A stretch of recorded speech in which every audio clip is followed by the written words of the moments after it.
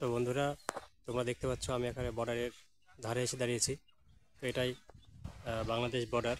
সামনে আর কিছুটা দূরেই বাংলাদেশ বর্ডার। তো তোমরা যারা এই বর্ডারটা দেখতে চাও যে এটা কী ধরনের বর্ডার, তো তাদেরকে বলবো তোমরা চ্যানেলটিকে দেখা মাত্র সাবস্ক্রাইব করে দাও এবং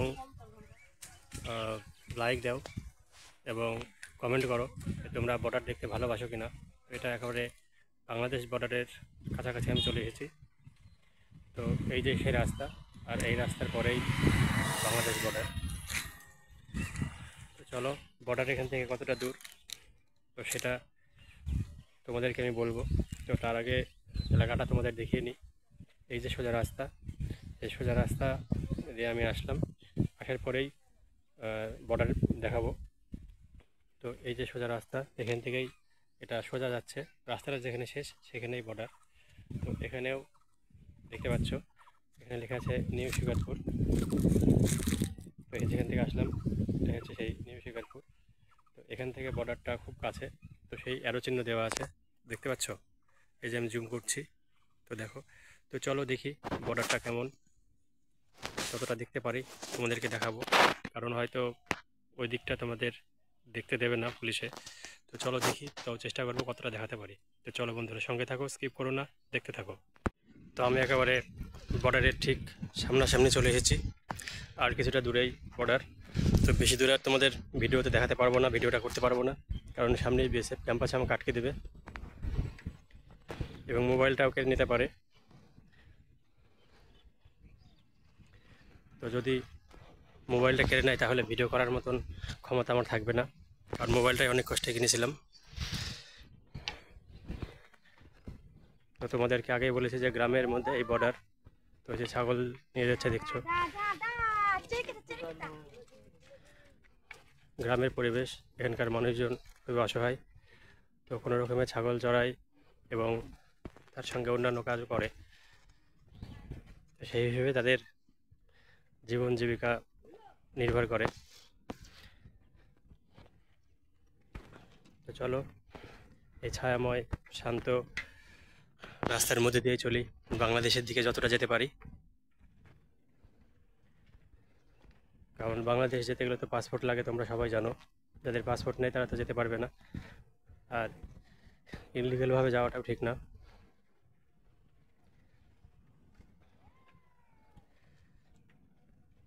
তো দেখতে পাচ্ছ, আর কিছুটা দূরে গেলেই বিএসএফ ক্যাম্প। তো আমাকে আর ওদিকে যেতে দেওয়া হবে না, তার সামনে একটা ব্রিজ আছে, ব্রিজ পর্যন্তই তোমাদেরকে দেখাবো। তো পাশে দেখাচ্ছি, দেখো এই যে পাশে ছোট ছোট গাছ দেখতে পাচ্ছ, দূরে যে সমস্ত গাছগুলো দেখতে পাচ্ছ, মাঠের পরে যে গাছগুলো দেখতে পাচ্ছ, তো সেখানেই কাঁটাতারের বেড়া দেওয়া আছে।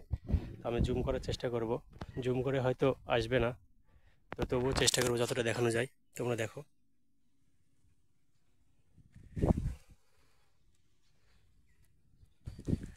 আসছে না।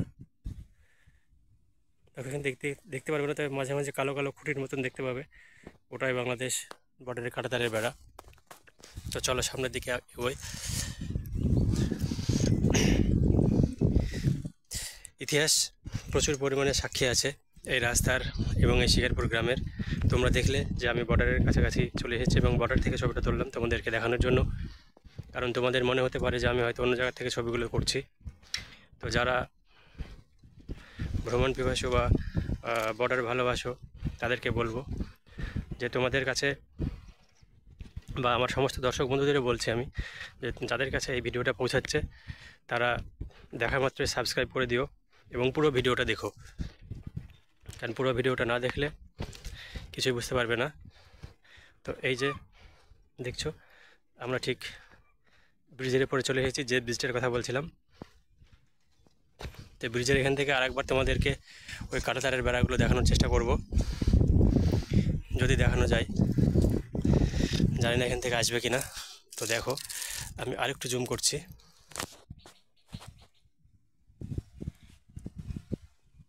না মোবাইলে আসছে না।